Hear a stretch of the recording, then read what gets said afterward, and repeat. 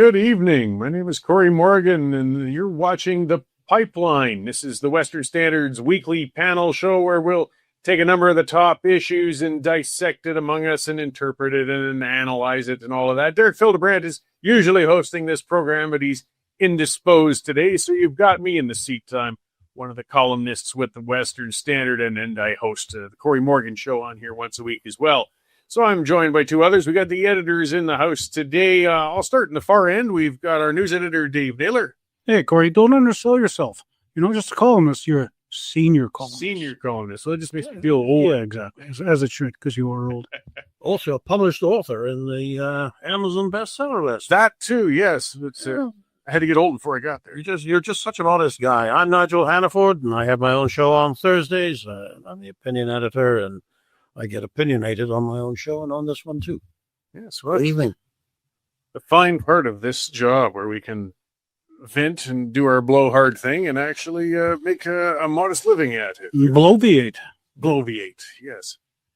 So, and we have a lot of things to bloviate on today. Where to begin? I mean, speaking of bloviating, long speeches and going on, King Charles did the throne speech at the House of Commons the other day, and you wrote up on it, Nigel. Where do we begin? Well, there's several different ways into this one, Cory. I mean, the speech from the throne is where the government lays out its plans for the forthcoming session of Parliament. And not everybody is familiar with the jargon, but I've spent some long hours in the Prime Minister's office years ago drafting one of these things, and be a committee sitting around with somebody taking notes, sort of drafting a speech like waterboarding. Very, very hard process. But I don't think this one was hard, because I think what they did is that they took the Liberal platform from the election a month ago, and they said, let's have His Majesty the King repeat this. And they did, right down to the use of Mr. Carney's favorite word, which is to catalyze things. I actually had the poor old King catalyzing stuff for us. I hope he's got a sense of humor. I'm sure he does. But really, there was only one thing that jumped off the page at me, and that was the explicit rejection of Justin Trudeau. You may recall that just weeks after Mr. Trudeau was elected in 2015, he gave an interview to the New York Times, and in that kind of sophomoric way that he has of trying to seem like he thinks great thoughts, he said, Canada's a post-national state. It has no real defining identity. And I think a lot of the ill feeling in Canada at the moment goes back to that, just undercutting the confidence that people have that even were a country. I mean, I'm sure Mr. Trump has read that and thought, well, if they don't think they're a country, maybe they'd like to join ours. At any rate, the very first thing out of the King's lips was a comment that he had the greatest admiration for Canada's unique identity. So we do have an identity, says the government, says Mr. Carney through the King. Admiration for Canada's unique identity, recognized across the world for bravery and sacrifice in defense of what? National values, and for the diversity and kindness of all Canadians. So Mr. Trudeau thought that we had none of that. No defining identity, no core identity, no mainstream in Canada. The very first thing that Mr. Carney did was to give his own version of events, which is the complete opposite. And there sat Mr. Trudeau in his, I believe they were Adidas Gazelle running shoes. This is a level of detail you don't really need, but it was there in the Daily Express, so I recorded it. And I just hope he felt the sting of rejection, because that was the first thing. After that, it was, there wasn't going to be a budget. There was going to be a $20 billion tax cut. Nobody said where that's coming from. I mean, we'll take it, but it's, to be honest with you, I wondered whether just having His Majesty the King come and do this, probably a big thrill for Mr. Carney, who's very disposed to look eastwards rather than southwards or westwards. I just wondered if it wasn't rather a sign of weakness that he needed the big guns to come along and bolster his position. No, certainly for Albertans, it was a big fat nothing burger. No mention of pipelines, his usual energy superpower, but with absolutely no details on how he was going to do it.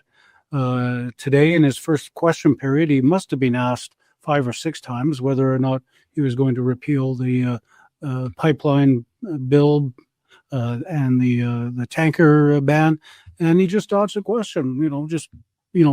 He seemed like a veteran question period guy because he knows it wasn't answer period; it was question period. So for Albertans who are looking for just a breadcrumb, show us a breadcrumb, not a thing. Dave, that's it's really interesting. I was watching it with you, and who did he have on his right hand? But his newly appointed Environment Minister, Julie DeBrusen. She is right there in his right ear. I don't know how much significance you can place on where people sit and where they're placed, but she is anti-pipeline, anti-oil patch. She is everything that Alberta doesn't want, and he has decided to put her where he can speak into his ear. And we know who trained her. Our friend Mr. Gilbo. Mr. Gilbo. I mean, as far as political brinkmanship goes, though, I mean, give the devil his due in a way. I thought actually getting King Charles here to do the throne speech was a good political coup when you were trying to distinguish yourself not only from Justin Trudeau, but from the United States. When we've had these questions of our sovereignty, it's been that effective for their campaign nationally with their ridiculous but effective elbows up campaign, trying to bring about a local jingoism that hadn't existed because Justin Trudeau had been whittling away at it for so long.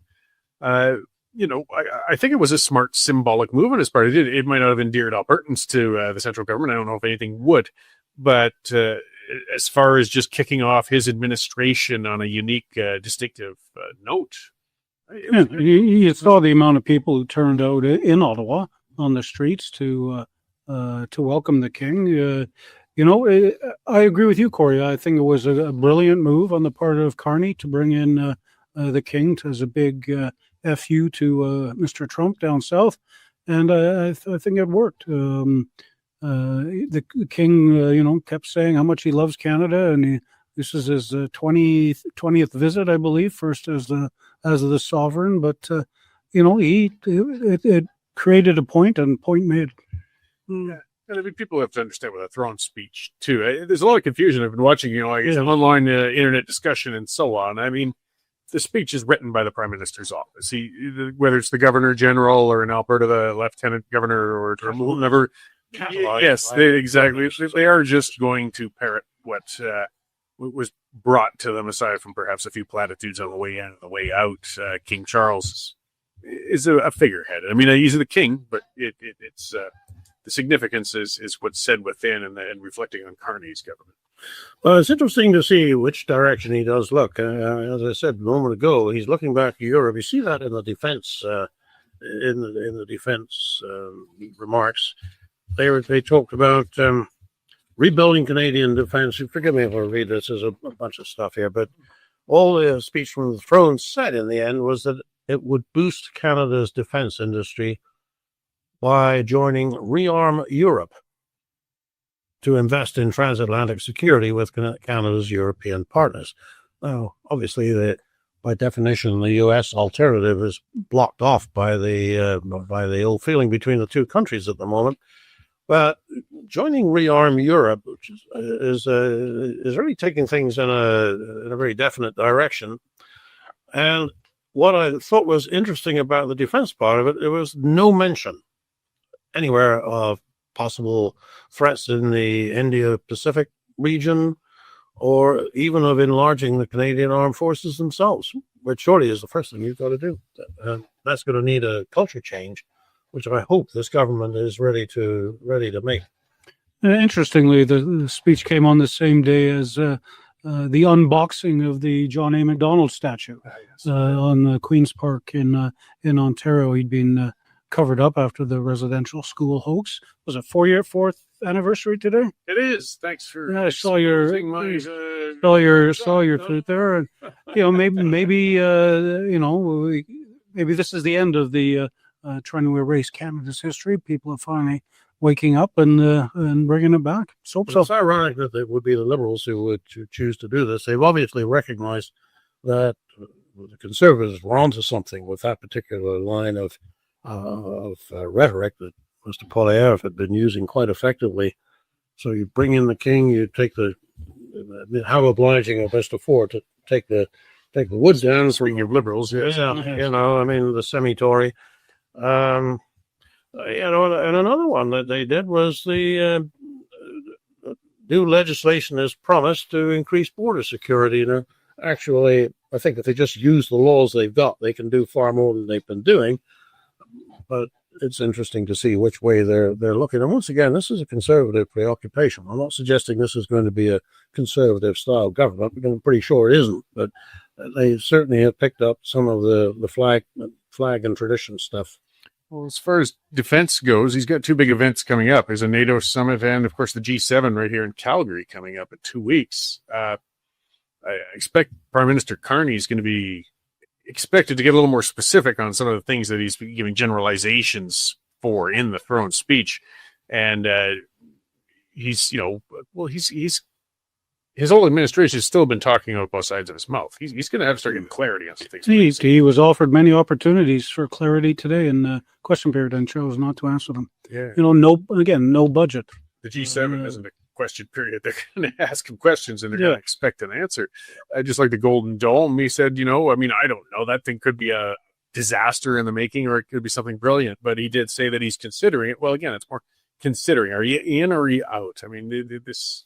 Well, I think that's going to depend to some degree on what it's going to cost. Mr. Trump put out a staggering, join-up fee of $61 billion, which for a country that spends like $30 billion a year on defense, if that's almost an offer you can refuse. Well, yeah, this is, of course, and I didn't expect it in the throne speech. It's not like we heard any hints of coming austerity or fiscal responsibility. I mean, a little bit of a tax cut, great, but where you cut the spending? Well, and in the last week of the election campaign, we haven't heard any more about it since then, but in the last week of the election campaign, Mr. Carney did promise to borrow $250 billion over the next 4 years. There's $20 billion of that for tax cuts. I don't know. He hasn't said, and probably wouldn't tell you if he was questioned on it. It's like paying the mortgage on your Visa. I mean, we've all made the assumption that the banker understands money, and he probably does. But I'm not able to make the jump from what he has said to clarity on what he means to do, because some of these things literally don't add up. No, as Cory says, he talks out of both sides of his mouth, and somewhere in the middle maybe lieth the truth. Well, and, you can't presume. I mean, Keynes was an economist too, and people still adhere to what he put out there, but it's been some pretty or what they thought he put out. Well, yeah, interpretations as well, and then the attempts to induce economic gain through government borrowing and spending haven't really been successful anywhere yet. But that's getting down a rabbit hole. Okay, well, before I bore everybody to tears with economic talk, let's move on to the next part. You went somewhere that was anywhere but boring, Dave. You just got back from Israel. Quite an adventure. It was a tour put on by a group called the Exigent Foundation, based in Toronto. They're trying to educate people about the rise of extremism in the world. And they took us to Israel. We weren't in the country 15 minutes before we got our first rocket alarm warning to go to the bomb shelter in the hotel. So does that come over your phone? Yes, and the air raid sirens in Tel Aviv. So quite the welcome, and it got more interesting from there. We had a private briefing by the Israeli Defense Force spokesman.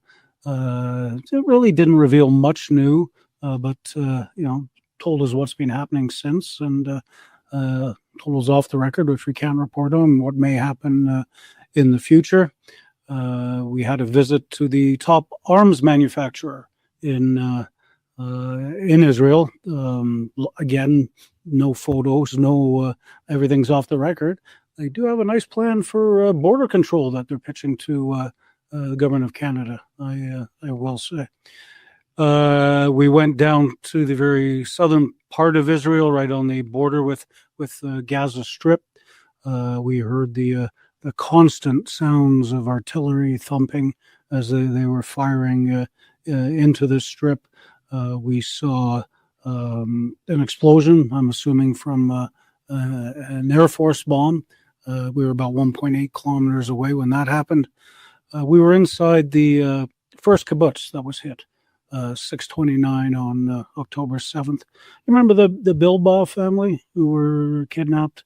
This was a kibbutz that they were in. It was the only kibbutz that Hamas completely took over. They stayed there for 7 hours. Out of the 400-person population of the kibbutz, 121 were either killed, kidnapped, or raped. So more than 25% of the population. And for people unfamiliar with what a kibbutz is, I mean, it tends to be almost a peaceful agricultural commune. I mean, that's part of how Israel kind of settled the population post-1948 was in these groups. I mean, they're not people doing harm to their neighbors in Gaza Strip. I mean, if you got issues with Netanyahu or the IDF, I mean, these were just people living in these circumstances that they attacked. Yeah, and it was the only kibbutz in Israel that the military didn't fire a shot. So just total control by Hamas. A short distance away, we went to the site of the Nova Music Festival. This was a gathering of thousands of Israelis. Music festival, dancing and whatnot. And Hamas didn't know anything about it. They stumbled into it, and their murderous, rabid eyes lit up at the sight of all these Jews, and they started killing and raping and kidnapping. Just horrible scenes. There's little flags for each victim there. I think there was 300 and some victims there.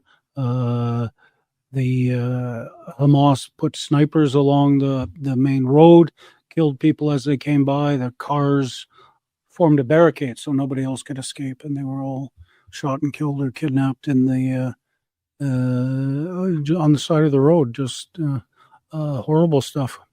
Then we went to the other end of the country, the borders of Syria and Lebanon. Huge walls, obviously. We went into communities that are still deserted because of the not Hamas, but Hezbollah rocket attacks. And this one, Israel has basically decimated Hezbollah by their bombing campaigns in Lebanon.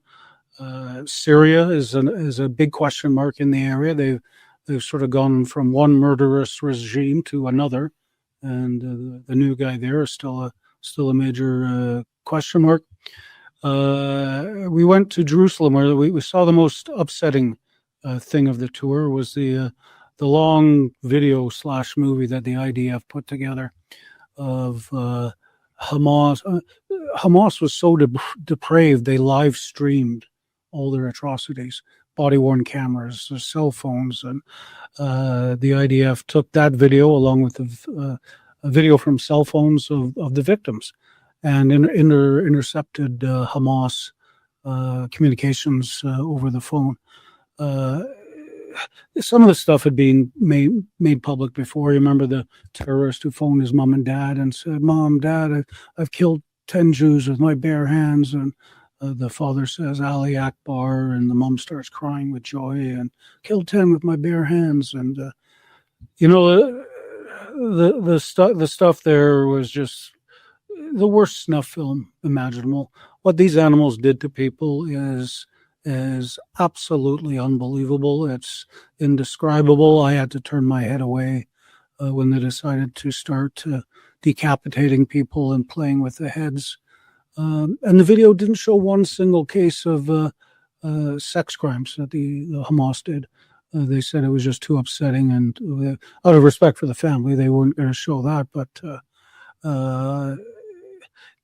it's the IDF person said it's just as bad as what you've seen here. So, very eye-opening trip, very quick trip. 6 days in the country, but got one of the most interesting things was we got exclusive access to a secret military base where we talked to the guy in charge of going into the tunnels, the Hamas tunnels, and deactivating their bombs.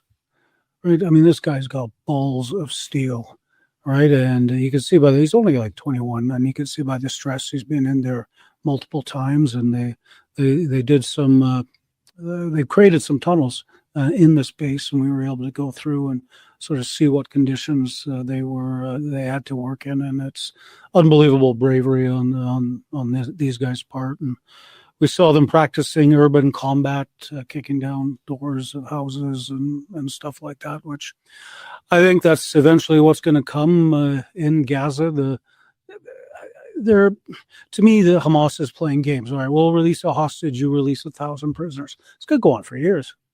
And to be honest, I'm not sure why the IDF hasn't finished the job there. But I expect probably because there's still 20 hostages. It's 20. Get out alive. I talked to one soldier, reservist, who had just come back from Gaza, and he said, "Look, I know there's 20 people there, but you know what? It's time. I don't want to see any more soldiers die." He said, "It's obviously that Hamas is playing games. So I'm sorry, but war is hell, and let's finish the job." Well. I was going to say, I mean, some of the restraint, too, I imagine, is the international community has just been repugnant throughout this, just as the last time when Egypt came across during Yom Kippur. Like, they can't accept Israel defending themselves. No. And the only people denying the atrocities that Hamas committed are Western liberals. Hamas isn't denying it. They live streamed it. As at least Israel's showing. I appreciate that they're showing to you. Like, this isn't secrets. Yeah, and there was, I think, hundreds and hundreds of trucks went into Gaza today, and all the flour and stuff was taken by Hamas and put in their already stocked warehouses. And Palestinians today saw this, and they sort of rebelled against Hamas, and they stormed the warehouses. Hamas opened fire, killed at least 5 Palestinians by early reports. So it's just... I think the people of the Palestinian people of Gaza have had enough of Hamas. There have been protests, but they're kind of stuck there at the barrel of a gun. This is you were talking about the Israelis shelling, and you saw a bomb go off, probably right. drop from a plane. Is there much left to destroy in Gaza? It all looks pretty good rubble to me. But there must be, because there's still the IDF estimates they've killed 20,000 Hamas members. Death toll out of, if you believe the Gazan Health Authority, there's been more than 50,000 people killed, so that would equal 30,000 civilians. But yeah, I mean, there must be places left. And what kind of losses has the IDF been sustaining? Well, they're not really saying. You don't get. You may get the occasional report that, troops were killed doing this and whatnot, but they've been keeping it pretty tight. I gotta say, one of the most poignant places we went to was up near the Lebanese border, where a Hezbollah rocket landed in the middle of a group of kids playing soccer. Oh, yeah. Saturday afternoon, about 6:00, they're out there playing soccer, and they had 8 seconds warning. 8 seconds. So there was nothing they could do. They ran towards the bomb shelter, couldn't make it. The poor kid who was closest to the rocket, the only thing they found of him was part of his lower jawbone, and that was 3 days later. And Drew's children have heard. Drew's children. They weren't even the designated. No. Jews. No. But we talked to some fathers of the kids who were killed. Tremendous courage to talk, and they said they don't want revenge. They just want peace. So outside of Gaza, and around the borders and the walls, did you get much interaction, like just looking around Israel itself? Like, some people always seem to neglect to mention too, there's a large Arab population in Israel with rights. Did they seem to be living comfortably? I know it's got to be an They're good. armed area, but Sure. I mean, you look at Jerusalem itself has got a large Arab population.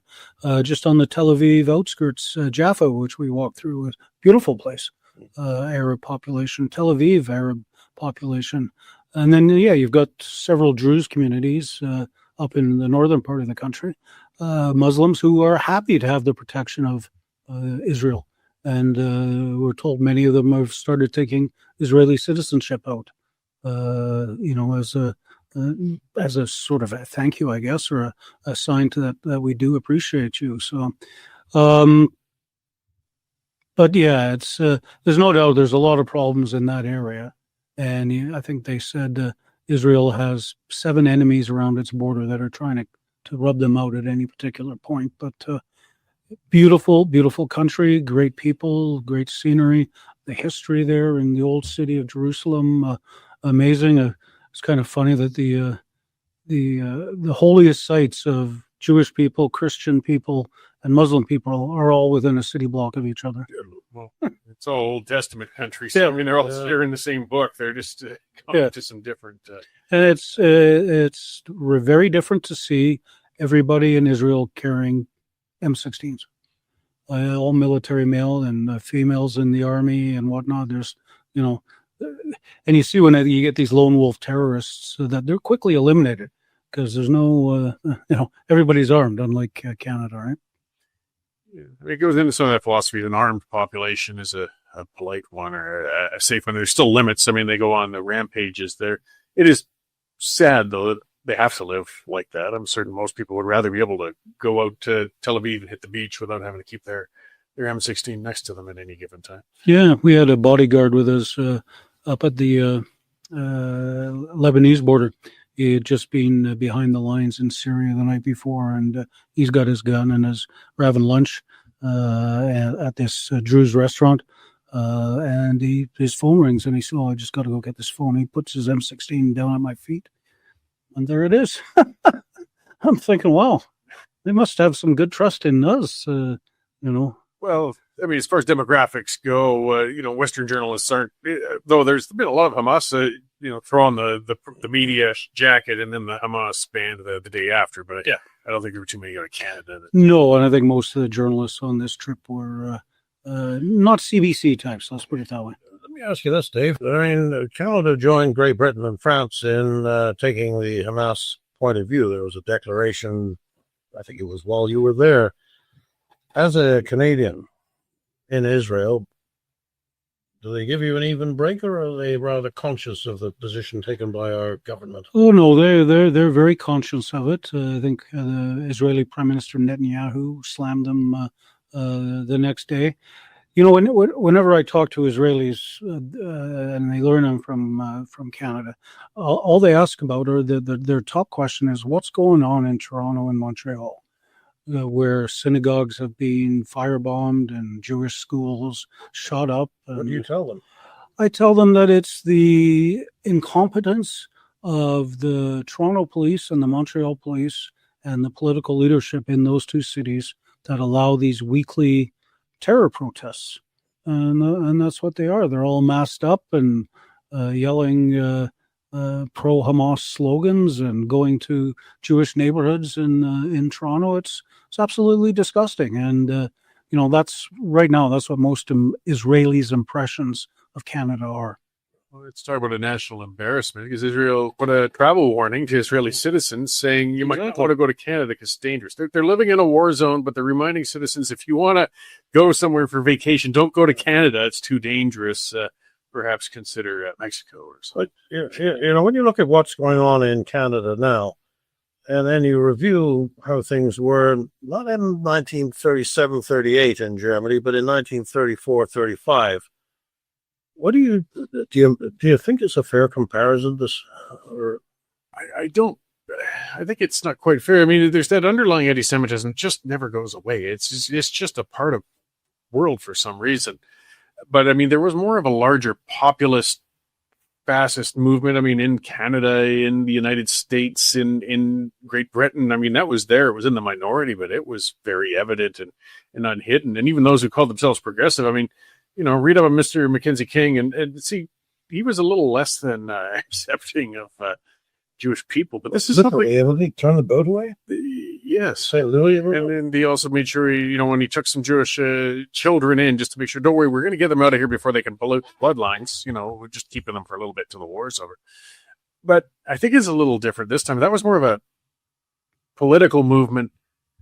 Well, I guess some of it is going on now, too, with the weird leftist embracing of this pro-Hamas thing. But I think the issue comes a lot deeper to Islam. And that's the elephant in the room. People really don't want to discuss that much. But from what I've seen, as far as one fundamentalist Muslim exists, he's going to try and kill every Jew he can. And I'm not going to sugarcoat that anymore, or at least support the others who are doing it.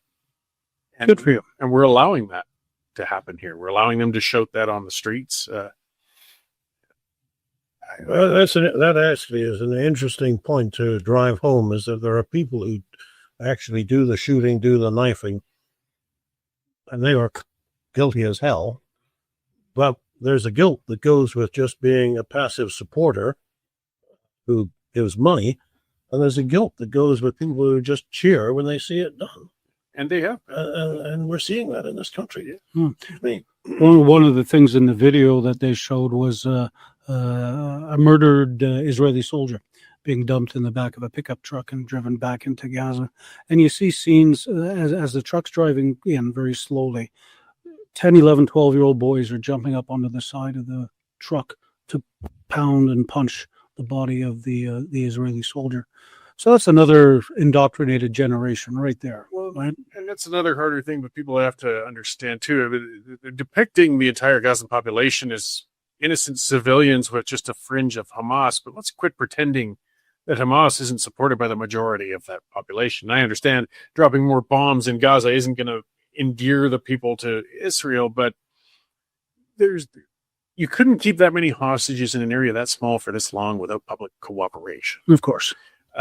You couldn't keep those, fighters hidden so well when they take off their mask and then sink back into the populous crowd in and out, which is a war crime, technically, in any real war, yet they never get called on that.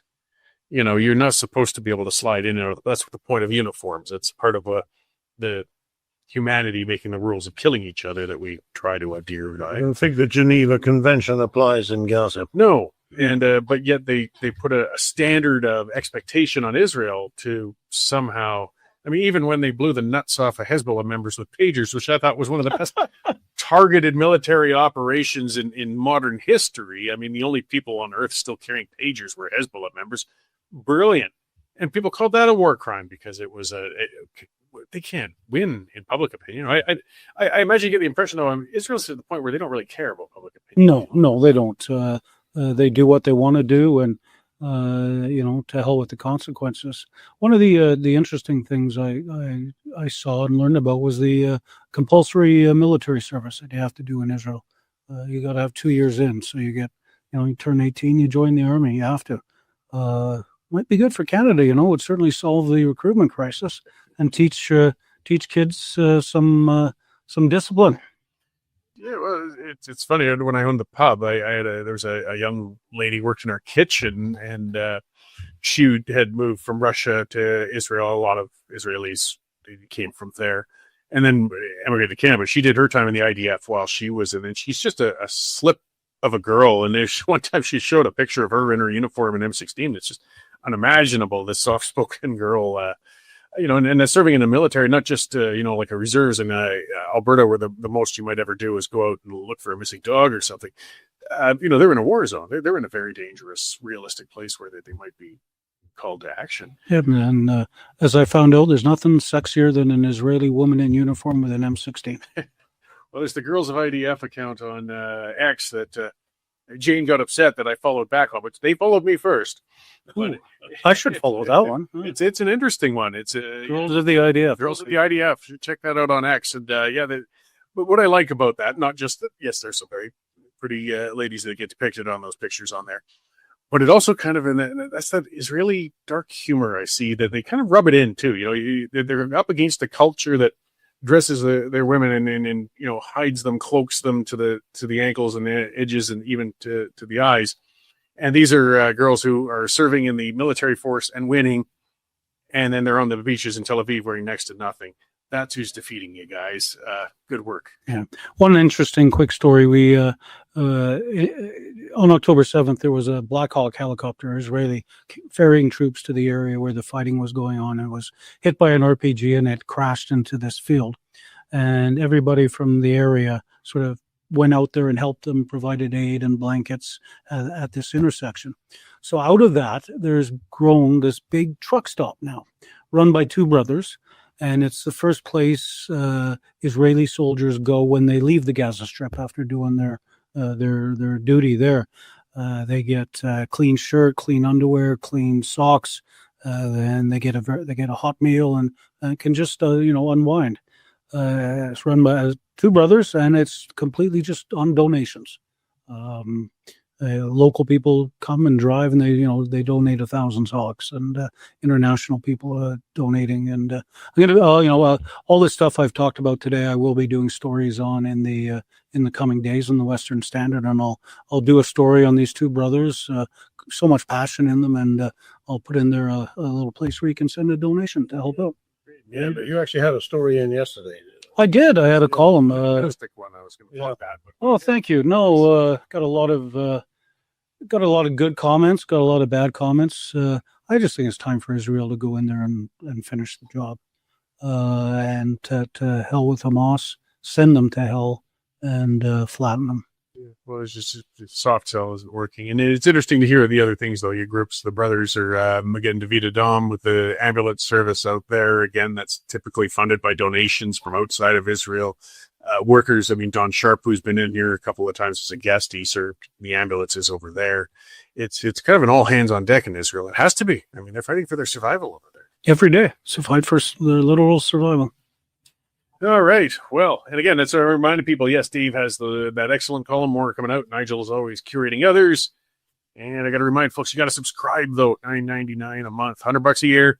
That's how we pay our bills here. It's how we stay independent. It's really important. But I just want to note that. They're not like the Toronto Star, which put out a story saying that they were getting like $600,000 a month from the federal government under the program. The Red Star, and surprisingly, they sound a little favorable of the local government. They do like Yes. And if we did that, we might even get a raise out of Derek. I wouldn't count on No, probably not. All right, well, let's turn the page into something a little closer to home and just as disturbing and bizarre. We've got a big festering controversy in Alberta because Premier Smith's government has decided to pull books that depict men performing oral sex upon each other out of K-12 libraries. Let's not forget the female equivalent. So the decision is not taken. Well, I think it probably is, but what they've actually announced is a consultation. Yeah. So you can go on to the government website, find the survey. The survey will show you what they are talking about. It's vile stuff. You don't want to see it. We're not putting it up on the screen here for you to be mad about and be mad at us instead of the school district. Yeah, the verbal description, pretty much. Yeah. That's your thing, and you're an adult. By all means, go look it up. Well, that's it. You see, nobody's talking about banning these publications. They are comic books. When we were kids, we had comic books, but it was moral, and PC and that sort of. Yeah, there's never saw Betty and Veronica do what these we're doing in these ones. No, that's for sure. So, the government is just putting. What do you think? You think we should do something about this? And it's just astonishing to me that these comic books have defenders. That's the first thing that astonishes me. The second thing is, how does what is basically a piece of filth find its way not just into one school library to be available for kids from K to 9, but into apparently dozens of school libraries? Like, who makes the decision? Oh, that would be a good one, and why? What's the angle? I mean, is this let's not beat about the bush. Is this a kind of grooming? Is this sort of a promoting lifestyle? It's also worth pointing out that although we have mentioned in this conversation the gay sex that's depicted, there's also straight sex that's depicted, and quite frankly, you don't want your kids even if it's man and woman, woman and man, you don't want them looking at this kind of materials. It's just not age appropriate. It's as simple as that. I mean, I don't know whether there is an appropriate age, actually, but it's a fair discussion. But once somebody's past 18, it will decide whether they want to. We can do what they want to do. But Stupid thing is, why is this a controversy? Right? How can people defend this? Just get the books out of the school. It's quite simple. Yeah. Why? I'm not sure why there has to be a consultation. I see some of and I saw that. I listened on the radio this morning. I mentioned that earlier when they talked about this issue, and they brought in this librarian and they're calling it book banning, which is nothing of the sort. The books aren't being banned; they just aren't going to schools. The legacy media is all over it, and I tell you what, they despise the Smith government, and nothing she does can be right. To the point where they're pulling graphic pornography out of access to elementary school children age, and the media is still condemning her for it. I don't know how she can possibly ever do anything right. New poll out today from the CBC. Janet Brown says Albertans agree with you guys that the honeymoon with Danielle Smith continues. And if an election were held today, Nenshi and the NDP would be crushed. So the CBC said that. CBC said that, believe it or not. Brown does some very intensive polling, actually. Yeah. She's a credible pollster on these things. And that's part of what kind of shocked me is Nietzsche, you got to find better hills to die on. I don't think he's mentioned this particular incident. I don't think I've heard from him. There was an NDP MLA or two that just spoke up, but whatever Nietzsche might be, he's not stupid, but they've got to find better things to attach themselves to if they're going to bring this government down. And I think the Smith government gives them a lot of room for critique. This isn't one of them. This is not. No. Actually, tomorrow on the Hannaford Show, I've got John Hilton O'Brien from the Parents for Choice in Education coming onto the show. We're going to be talking about this subject. He's much more knowledgeable about it than I am, and maybe we'll have some of the answers to the questions that you're raising. Sure, and he did a column on it for you. Yes, he did. Yesterday or the day before. As a matter of fact. But there's more yet to say. Absolutely. So, There's always more to say. We're blowhards. Bloviate. Bloviating. Yes. Professional bloviators. Well, let's get on and bloviate with our parting shots. I'll start with my own then, since it's already been used. I just wanted to make sure that acknowledge and recognize everybody. It's 4 years now since, and I pulled up the story, I put it on X, still shows this the CBC headline, 215 bodies found in Kamloops at the residential school site. But it's been over $12 million spent on just that site alone. The body count remains at 0. 4 years. And meanwhile, Calgary is building a memorial to these bodies that don't exist. The whole country has turned itself upside down. We're hearing less about it because I think they're realizing maybe people are kind of scratching their heads like, shouldn't somebody have dug a hole by now? If they haven't by 4 years, they're obviously never going to. But I'm going to keep calling it a hoax, guys, because it is. And I just wanted to acknowledge that. well, I don't feel so bad about taking a serious note, because usually these parting shots are supposed to be leave you laughing. That, unless you've got a bizarre sense of humor, some stuff you hear about it, you got to say it. And there's a Liberal MP, Bill Casey is his name, and this is what he put on his X site. This is what he tweeted. It is not uncommon for Jews around the world now to be shown scorn and disrespect, not because of their faith, but in the hope that the message will reach the Netanyahu government that what the Israeli government is doing in Gaza is not acceptable. So, you've got your next door neighbor, the kid in the class at university. According to Bill Casey, you can be mean because your intentions are good. And that kid might not even have ever been to Israel. This is what we've got. There are people like this in the Liberal government, and these people vote on the laws we live by. I just find that astonishing. Yeah. I came back from Israel to find that the seasons had changed in Calgary. We got fall, winter, spring, summer, and right now it's construction season. And my God, has the city of Calgary really screwed this city up. One of the busiest thoroughfares into the downtown was down to 2 lanes today, traffic backed up for kilometers, and they're still working on that bridge repair. 18 months. I mean, come on, get serious. 18 months. And it seems, it doesn't seem, it is a fact that every single street in downtown Calgary is under construction. I hate construction season. I hear you. I hear you, dear. I drive on these every day, and boy, it's getting worse and worse. They're good at starting them. They're just never good at finishing them. No, and Things don't get better, do they? In the Second World War, if a bridge was bombed, the Corps of Engineers would have a Bailey Bridge up, like in 12 hours. Yeah. And here, 18 months, you said? 18 months for, what is it, maybe a 400-meter overpass? Yeah, it's not even an outstanding bridge. Oh, I mean, come on. Come on, man. That's... Well, they do that little bridge off of 4th Street down south, too. That was a 12-month project, and that's crossing the Elbow River. It's a 2-lane car bridge. How on earth do you guys take that long? Are you hand-edging the... I don't get it, but I'm not an engineer.